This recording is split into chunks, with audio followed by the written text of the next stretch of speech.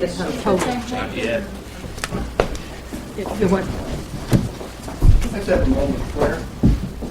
Heavenly Father, I thank you for our three local reporters who serve with integrity and fair and impartial. Thank you for them.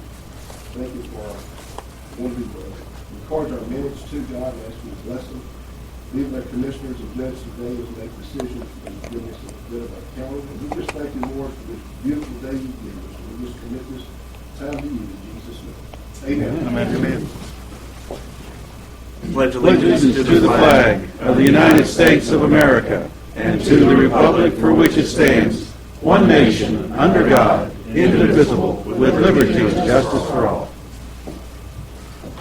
Honor the Texas flag.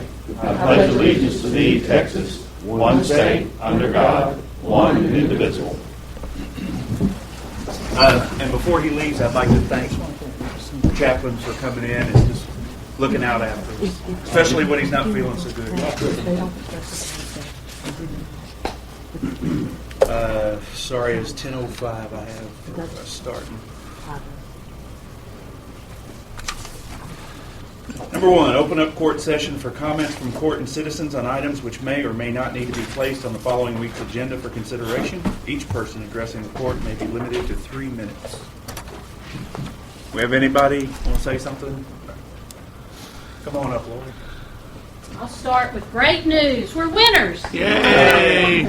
So the KOGT Granger Chevrolet can drive was last Thursday, and I am so pleased to report we received $1,471.04 in donations from county employees, and the sheriff brought all his lights and all his sirens, and we made the grand entrance, and they were all shocked that we only had 10 little cans with a big old bag of money. But we found out that Orange Christian Services, Ms. Jensen, explained that she can take that money and go to the Southeast Texas Food Bank and buy food for 16 cents a pound, which is even better deal than what we could ever find it with a coupon. So we are so pleased that we got to win that, and y'all know that I will be living on that, and I'll throw that up all year long. Beat the kids. I am currently framing the picture of me and the trophy and the sheriff, and we'll have it in our office if y'all would like to see it. Thank you. Thank you.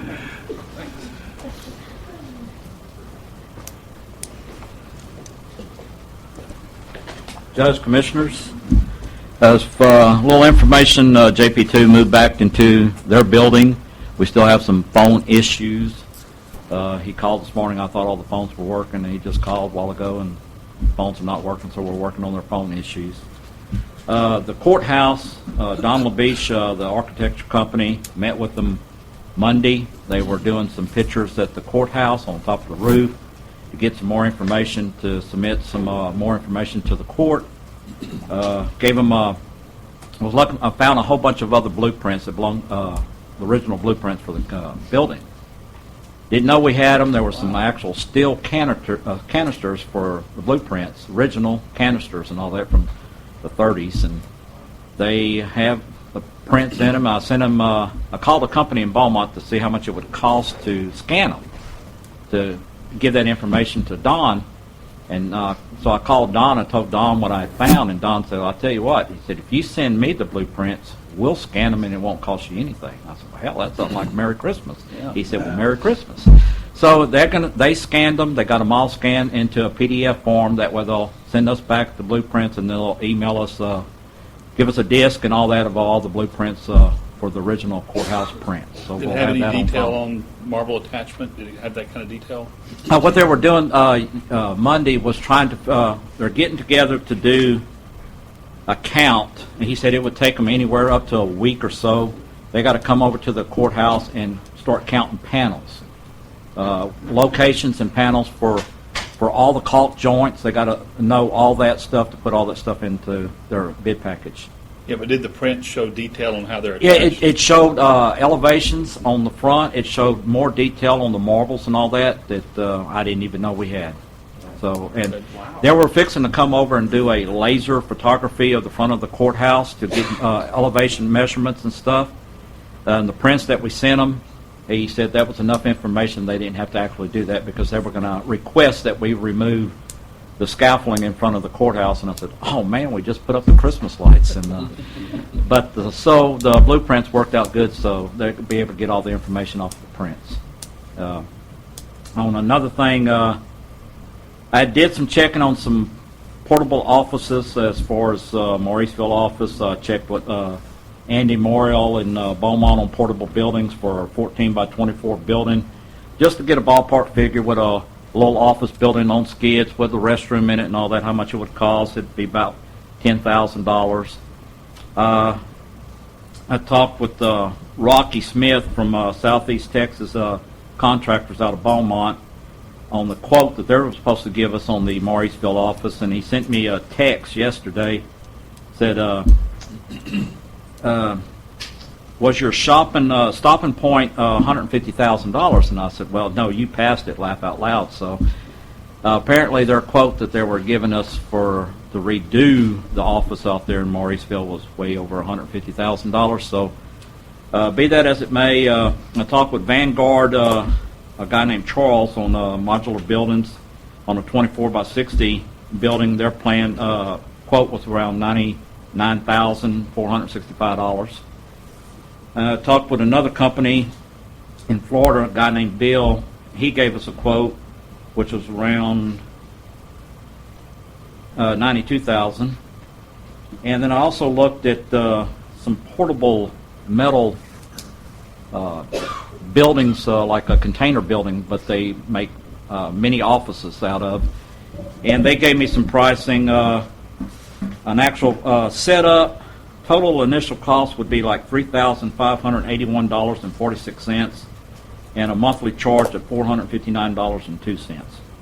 And that would be just an 8-foot by 24-foot metal building, just utilized as an office to put at any spot and all that. But that'd be a rent. Yeah, it would be. I was just reaching out trying to get some other kind of pricing to submit to the court. I'm telling y'all all this now because I don't know if I'll be here next week. I have to go to Houston, and I have a contractor coming to my house to work on stuff, and my wife has to go to the doctor, so somebody's got to be at the house, and I'm just telling y'all this information up front now in case I can't be here Tuesday. Well, I like the idea of the modular. I think it's a little more. I was real impressed with the way they're building modulars now, like at like the schools, those buildings they have. I've been in those quite often, and they look to be fairly well constructed. And keep in mind, as far as money goes, there is somebody willing to buy that old building, so that money can go toward concrete. Yeah, and that's something that the court would have to decide on what to do. The companies of the modular buildings specify that it's up to the owner of whether they block it, they pier it, or put it on slab.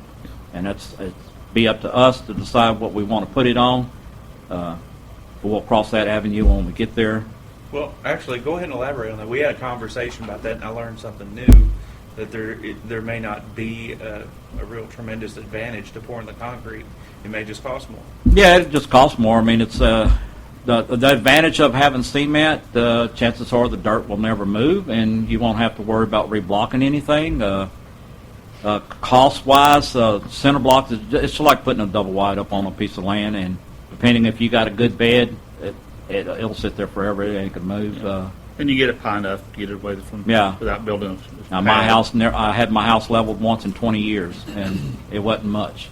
The only other advantages on block you have in cold weather, harder to control It temperature just make inside. it easier for if we had to do any work as far as crawling on the ground, and it wouldn't be dirty per se, but they put a moisture barrier between the building and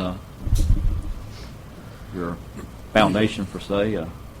But there's options that we can look at as far as cost. I mentioned to Judge Crooks that in the event that we had to put up a building real quick somewhere, we own a cement slab piece of property. Now, the slab property is located in Old Timer Road, where the Old Timers used to be. It has utilities, it's got plumbing, it's got a slab, it's got a parking lot.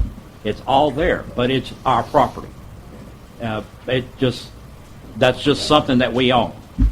It's been sitting there since 2005, and it's just sitting there. As a temporary, I could see that being an As they're option. putting even a portable office out there until the court would decide on what they want to do as far as a actual permanent office. But we do have a slab property that belongs to the county, and it just happens to be on Old Timer Road. Well, and the thing you got to keep in, if temporary, I don't see that being that big of an issue. But as far as permanent, that is on the edge of the precinct, away from majority of the population. Yeah. I think that would be a very poor move to make a permanent office out. It's just information difficult for to the get court. to. Yeah, difficult to get to. So, but no. In regards to temporary, just so that everybody's aware, the current place that we rent has said that I guess they have plans for another tenant, but they're not renewing the lease. Denise got a letter on that. Actually, they don't want to renew the lease at the current rate. They will be willing to renegotiate at a higher rate, because that was Well, everything's for sale. Yeah, well, that was a favor. We'll let you in here for a year, to give you a year to get your act together, basically. Well, it's been a year. Now we'll go with more of a market value if Right. you want to continue doing that. So they're not saying, no, you can't. They just said, we want to look at a market value price for this now that the emergency. Okay. It's Well, fine. regardless, I was going to point out that we have an option now for a temporary space. We've already talked to Southeast Texas Regional Planning and Bob, and he's very helpful, and Janelle, who is also very helpful. And we have a space, an office space that's already furnished, as a matter of fact, that won't cost us anything. It is temporary, but looks like we'll be able to do that without any cost to the county. It's in a good location, and as long as we get the heat taken care of out there and get a phone, we should be good to go. So, and Bob said it wasn't. You tell me, because I was getting it from him, but for a temporary office space for Precinct 2 Commissioner, that'd be fine. Okay. So I appreciate them working with us on that and getting that set up, so we can get by without adding costs till we figure out what we're going to do. And on another note, on the cell phone booster at the ELC, they have already started installing it. They had to order a 75-foot cable for the actual ELC room. The cable's been ordered. Majority of the building is up and running on the booster as we speak. As soon as the cable comes in, they'll finish up the project maybe this week. If not, it'll be the first of next week, but it should be finished after that one antenna's installed. The signal is still boosted inside the ELC, so it is working. So thumbs up on that. Wait, the new signal's being boosted, or are you talking about still Well, the 3G system? No, the new system that we ordered Wow. is in place. Hold on a second. Now, let me ask. Is it doing any better? Yes. All right. So that's a plus. On another note, the information for the UTMB roof, I talked to the contractor. Weather permitting, they should start Monday morning on replacing the roof at UTMB at 10th and Cardray. That's all I got. That's more than 3 minutes, but that's all right. I know. So that's good Can you info. give me those drawings? Sure. The location? I mean, for no reason. Oh. I'd like to see them drawings from the 30s. Yeah, sure. I'll email them to all of y'all when I get them in. Yeah, do that, please. Okay, you bet. Thanks. Thanks, Kurt. I appreciate it. Here we go. Judge Crooks, County Commissioners. My name's Benny Rhodes. I'm Vice President of the Orange Amateur Radio Club. I came here with a bunch of questions, but fortunately I walked in with Mickey Landry, and we settled out of court on 2 or 3 of them. And one thing I wanted to bring up is the building out there that holds the radio equipment at the tower, at the old dump site. We've got 3 repeaters in there. 2 belong to the county, 1 belongs to the Amateur Radio Club. We've got a serious problem with line voltage going in that building. I don't know if y'all are aware of it. In August, I recorded a swing from 90 volts to 137 volts. We lost 2 power supplies off of our repeater. We finally put in a power supply that had an isolation transformer in it with a crowbar circuit. So far, we're surviving. If we're fixing to put some more equipment in there, I think somebody needs to really get serious with this building. We found voltage running from a leg of the tower to ground. So something isn't grounded right out there. We shouldn't be feeling fuzzy on the leg of the tower. And so I just wanted to bring this up. Yeah, this came up in a meeting yesterday, Benny, and I've Okay. been aware that there was an issue. I Okay. didn't know how severe it was, but we talked about who we can contact at Energy to get them out there, and we'll be reaching out to them as well and get Kurt involved in it, because for us to move forward with anything else, even if we leave everything as is, that needs to be addressed. Yeah. Thank you. Thank you. Oh, any luck on getting the antenna run outside of the EOC? Kurt and I met We're- with Rocky. Okay. On the towers up on the building, you mean the antennas on top of Yeah. the building, we're working on that. Good We're deal. cutting coax. Right now. All right. Anyone else? Would you like to give a quick update on the press release so people don't get nervous about that or excited? And that other deal too? Which other deal? Just update us on the HAT program, how many people we've been getting, how's it Oh. going? Well, on the first, we got the judge got a call from a reporter in the Beaumont Enterprise this morning, and they so I returned the call. She was questioning the 11 point something $1 million grant from FEMA for the county. So apparently they put a press release out yesterday that she picked up on. So that being said, which is of course the 9 point something million that we've already received, and we were waiting on that 2.5, and that's what it is. So I checked with Christy; it's not in the bank yet, but if FEMA's putting the press release out, 2 weeks. I'm not going to say that anymore. But 2 weeks. but that does look good, and their goal was to do it by the end of the year. So that's positive. As far as the HAP program goes, last week we've had, well, it was extremely crowded and undermanned last week, the opening week. It's a steady flow of folks coming in there. It's not crazy like it was last week. It's manageable, and they do have more folks in there. We've probably somewhere between 150, 160 folks that they've processed in and out. It takes a pretty good while, 45 minutes to an hour per application that they're working with. So. Yes, sir. The HAP program, the Housing Assistance Program. That it's. I think the first couple of days, I think we had some issues with because they were short manned. They were sending They some were. of our folks to Beaumont.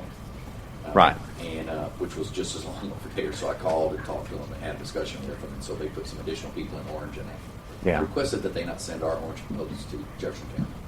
I think that's what they can hear. Yes, it's been much more manageable this week. And again, it's Tuesday through Thursday from 9 to 4 until they run out of money or run out of applicants at this point. I want to highlight that because I got 2 calls this morning talking about, well, one was yesterday morning, sorry. 2 calls between yesterday morning and this morning about the HAP program, thinking that last week those 3 days were it. That is not the case. No. It is Tuesday through Thursday for the foreseeable future, like he says, until they run out of money or until we run out of people that apply. I also got a call with regards to a program that the GLO is contemplating right now. They've given us some information that they're looking at a reimbursement program. I strongly encourage them to continue to do so. I appreciate them looking into it. This could be a very good thing. I don't know what the title of the program is going to be, nor what the stipulations are going to be to qualify, but they were talking about trying to get something together about early part of next year. And I think there's a lot of folks in Orange County that could benefit from that. And then, did you want to touch on, or do you still need to do some background with regards to that waiver? No, that's in place. The new development as far as the GLO's buyout program, and originally they had said you could only participate. You had to pick one of those projects to participate in. Period. Well, that was a state rule, a GLO rule, not a federal HUD rule. And after speaking with some folks last week, they have made changes in that, and now they're allowing the counties to pick more than one. With the application of the waiver. With the waiver, you have to apply, send a waiver in, and it's pretty detailed information from what I understand. But We're not going to make it easy, but they'll let you do it. right, And I'll are let we, you know. are we moving forward with turning in our waiver for the county? Is that? Well, we have that 6-month extension, yes. So We have some time. right. And again, that's a waiver that on the individual cases that we'll have to be involved in for somebody that would like to apply for that, or if there's a need for the county. And if I'm not mistaken, there are quite a few hoops to jump through for it. So it's a waiver on a case-by-case basis, not an overall waiver for the whole county. No. Yes, I'm sorry. I'm glad you asked that. Yes, it is. It's a case by case. Okay. So we have to pick one, and then if we want to As change we it. understand it now. Right, as we understand it. And- Yes, it could It's- change. It's subject to change. And I'd like that- to add something to that before we get off that topic, though, real quick.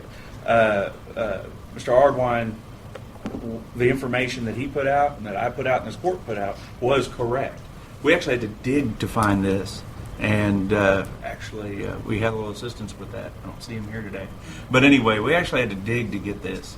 So, I mean, he was putting out exactly what it is we were being told by the GLO. And I appreciate you going that extra mile and finding out that other information, because it was kind of secretive there for a while, but I guess it's good now. Well, it got, I think it got put out, it slipped out before they officially announced it. And we did see yesterday, Commissioner Bush sent out a press release on the web. Yeah, they had made the media person had made the request before the GLO announced it. Right. And so it was kind of we were all kind of caught up then. But once we got caught up, we were good. Right. Anything else? No, I appreciate you updating Thank you, us. gentlemen. Thanks, Joel. Anyone else? Commissioner? Well, just like to thank everyone that came out Thursday and Saturday to help build the playground at the Mauriceville Elementary. Yes, it's on the elementary school campus, but it is a community playground, so it's for not only the 600 kids to use, it's for the entire community. And we had a work day on Thursday and put it together on Saturday. I did not think there was any way we could put together a playground like that within 6.5 hours. We did it in a little over 5 in the rain with it cold. Over 200 people came out. I'll give a shout out to Dan Prine, Danny P. He is out there with us shoveling mulch and helping build the benches. And matter of fact, I'm banged him up with a 2x6 on the back of his hand. So, and he didn't leave; he stayed. So, thank you, Dan, for coming out there and doing that. But it was a great show. We had over 200 people show up on a rainy, cold Saturday to put this thing together, and just to bring it back to what we do here in this courtroom. I had the idea on Thursday after we passed to allow the interlocal agreement for the probationers to come out and work. I gave adult probation a call, and we had 3 show up out there to work off, and they offered them a 2-for-1 because of the conditions, and so we had 3 people show up there to work. So that's an impact of what we've done here that affected the community in a positive way. So those things happen. So just a thanks to everyone that did that. I never thought we would complete that. So thank you. No, same thing. Just as holiday season, I think we said last week, just everybody be careful out there. Enjoy the holidays, but be careful. And thanks to all of our group that has worked hard this whole year. I know we're getting close to the end of the year, but a lot of people put in a lot of work and a lot of hours because of our conditions that we were in Orange County. But it's definitely paying off. And so thanks to all our folks for doing that. Well, and let me circle back to that. And a big thanks because Texas Rebuild was very involved in this project as well as Kaboom Playground. So we got that with 0 cost. So that was the other component of that was amazing. It's still part of this recovery. So we're still doing things recovering from Harvey. And those kids hadn't had a playground for almost a year and a half. And it cost the school district 0 to have that done because of Texas Rebuild and the program through Kaboom Playground. So that was a very, very much appreciated out there. All right. Well, there's nothing else. We'll go ahead on to agenda item number 2. Discussion and possible action regarding payment of bills approved by the county auditor as per attested listings. It says also specifically as follows, but nothing follows. So. For approval on December 12, 2018, from the general fund, $169,282.33. Road and Bridge, $1,899.39. Mosquito Control, $3,610.90. Adult Probation, $938.40. Airport, $309.82. Other funds, $360, for a total of $176,400.84. In the absence of Commissioner Trahan, I'll make a motion to approve the bills. I second that. Real quick, before we take the vote, I want to thank Penny for putting out she's working with Lisa and putting out the summaries on the monthly. So for y'all, for anybody that follows the county website, those are there now for their view. It's the summary of the monthly auditor's report. Might help them out with any questions they might have. I have a motion from 2, seconded by 3. 2? Aye. Judge, aye. 3? 4? Sorry, 1 not being here is throwing me off.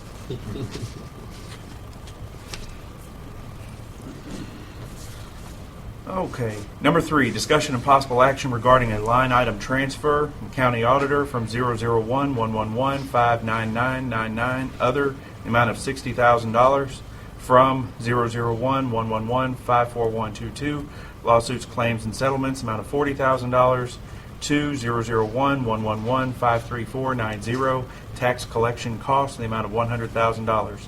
Purpose is to pay fees associated with tax auction for the real properties, correct? Anything you want to elaborate on?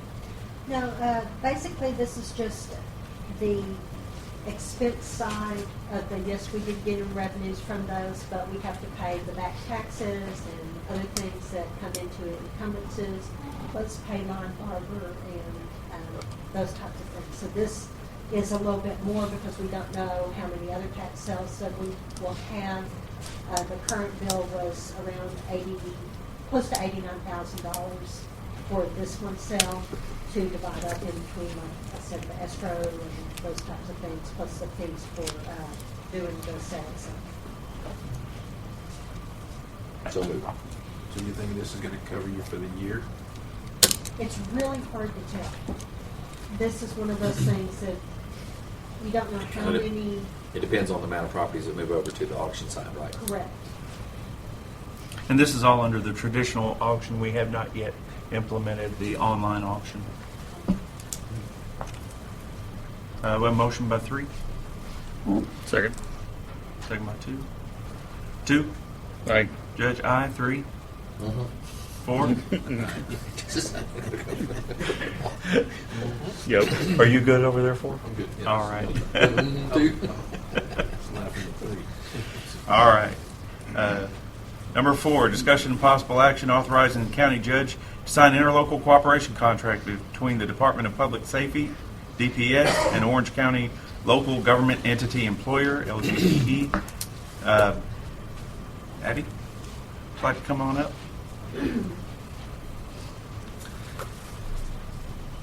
I'm Abby Leger with the DPS office. I work for the Highway Patrol. I'm their secretary. And all this is, from what I understand, is a clearance for me to access secure network systems that are currently being installed throughout the state. It's confidential information on violators or anything that I would have to look up. And I have already been to some training, and DPS will cover all of that. And there's no cost to the county. For the press, just so y'all are aware, Ms. Leger is a county employee that works at the Department of Public Safety, and this is a requirement for what she does over there to help there.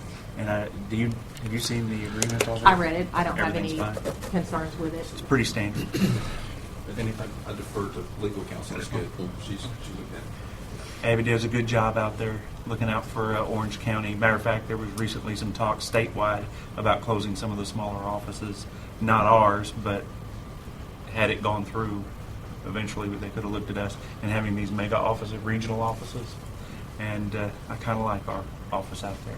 Yeah, me too. For the county, for sure. Well, they can't say you're not busy, that's for sure. Yeah, Well, I was that's going to true. mention, Port Arthur is opened, the driver's license office, Back up. Monday through Friday, and it has helped tremendously. Yeah, I bet it did.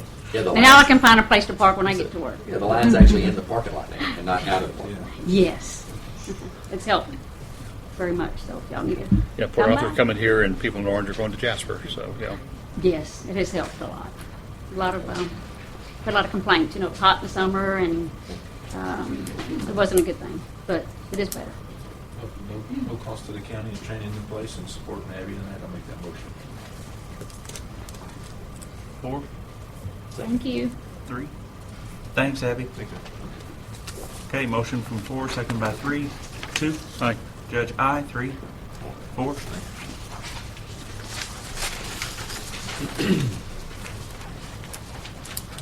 Number 5, discussion and possible action regarding the annual renewal of the order to regulate the sale of retail fireworks in Orange County, Texas, pursuant to 2154.202G and 2154.202H of the Texas Occupations Code. This order shall allow retail fireworks permit holders to sell fireworks in the unincorporated areas of Orange County, Texas, as follows. A, beginning February 25th and ending at midnight on March 2nd. B, beginning April 16th and ending at midnight on April 21st. And C, beginning the Wednesday before the last Monday in May and ending at midnight on the last Monday in May. I would, long story short, for anybody that doesn't know, the Occupations Code allows for the sale of fireworks basically for 4th of July and New Year's. They also give a stipulation that the counties can additionally add these 3 times to sell fireworks. The first one's for Texas, and I'm just going by the fact that these holidays are in those dates, but I'm sure that's what it's about. The first one's for Texas Independence Day, the second one for San Jacinto Day, and the third one for Memorial Day. We have traditionally approved these, and they're up for discussion today. And unless legal has any comment, move on to discussion from the court. The form that was sent to me is compliant with the Occupations Code. The only question that was raised to me was whether the 2154 Section G time period, or Section G time periods needed to be included as well. And I think the reference is sufficient because those are the generally applicable, and you guys are only approving the H section. So I think in the form it is in now, it is It would still approve all 3 of the additions that the county can do. Yes. Okay. And again, these have nothing to do with prevailing conditions on a particular holiday. If you happen to have, and I don't know that I can even remember a time that we've had a whole big long stretch with no rain and it's dangerous, that's a different issue. Those are handled on a case by case. This is the general approval for the year. Any discussion? Motion? Second. Motion from 4, second by 2. 2. Aye. Judge, aye. 3, 4. Number 6, discussion and possible action regarding option for lease of tower space by TCL Internet LLC. Discussion may include cost and terms of potential lease, as well as easements that may be required. Possible action may include authorizing County Judge Pro Tem, to sign option or option offer documents.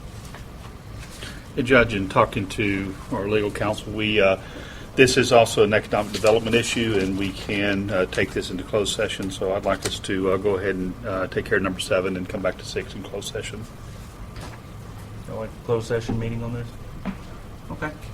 Then we'll move on for now. Go to number 7, discussion and possible action approving the updated transportation policy to be effective January 15th, 2019. We went to extensive lengths looking at a couple of other policies that TxDOT also funds, trying to get in line and be compliant with each other as far as fares and penalties for abusing the system. So we came up with the policy that you have in front of you and have to advertise it for 30 days before it can go into effect. That's why we're asking January 15th to be the effective date. You want to go over any of the changes that you're looking at? I have a press release to give them. They can post. The main thing is our fares are going to go up $1 within Orange County and $1.50. 50 cents. And going to and from Jefferson County. So instead of being $1 each time you get on the bus in Orange County, it's going to be $2. Every time you go to Beaumont, it's going to be $3 instead of $2.50. We've added some other things because we have lots of same-day requests that we have not been able to accommodate. But if we have accommodations for that and they wait the last minute to ask for a ride, that's going to be an additional charge for last-minute rides and adding last-minute places to go. if they already have rides. So that's all in this press release and inside the policy. We're going to post it on 3 different websites, and we will, people that have access to a computer can look at the full policy, and if they don't have access to a computer, I'll be glad to mail them one. And I know that we've already talked, especially you've already talked with Southeast Texas Regional Planning as the sponsor of this program, or a lot of it.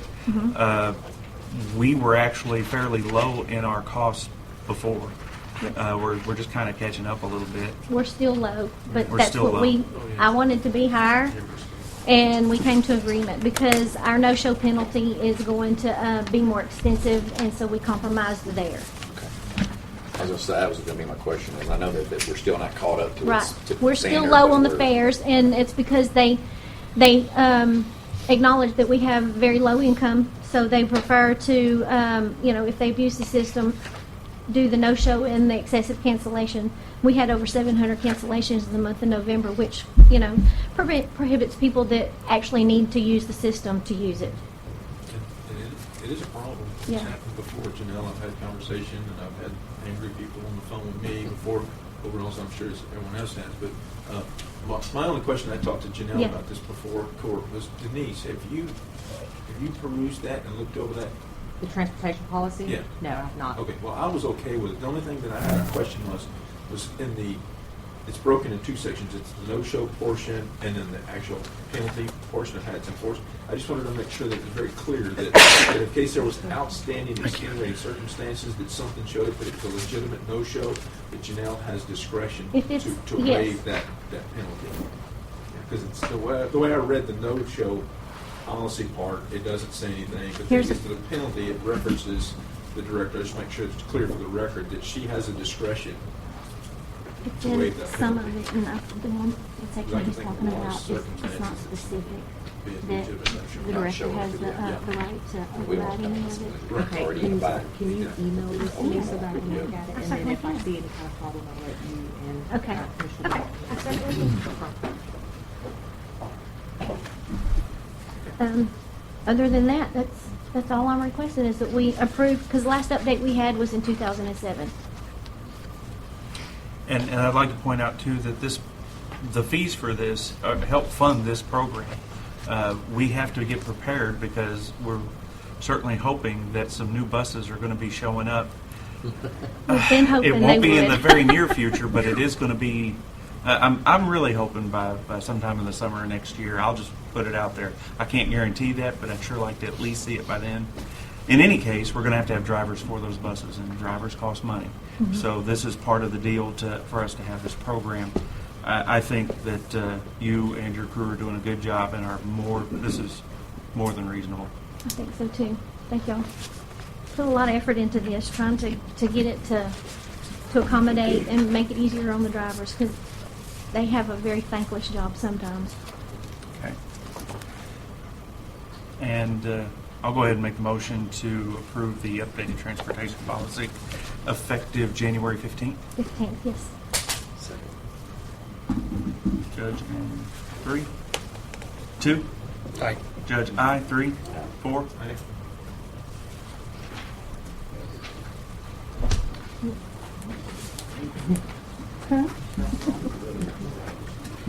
But I must tell you, you can't have it until we scan it.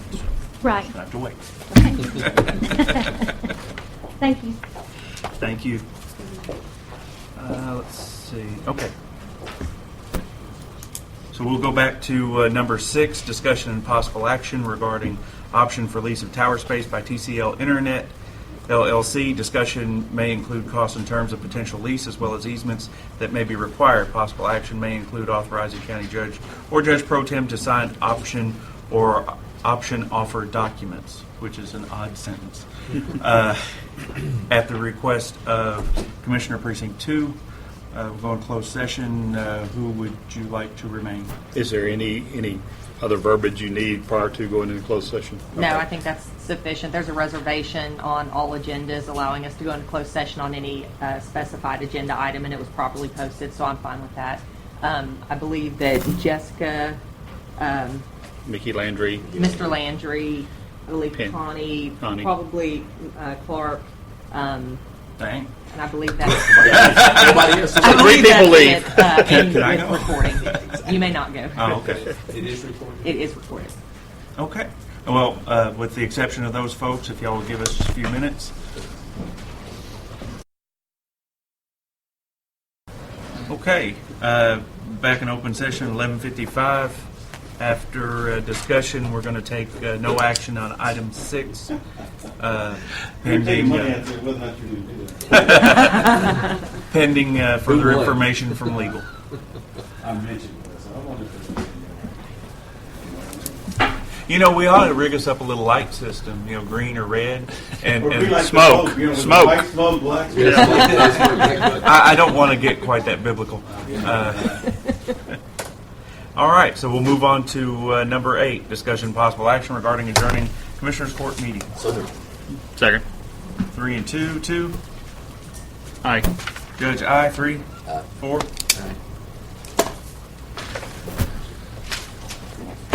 Adjourned 11:56.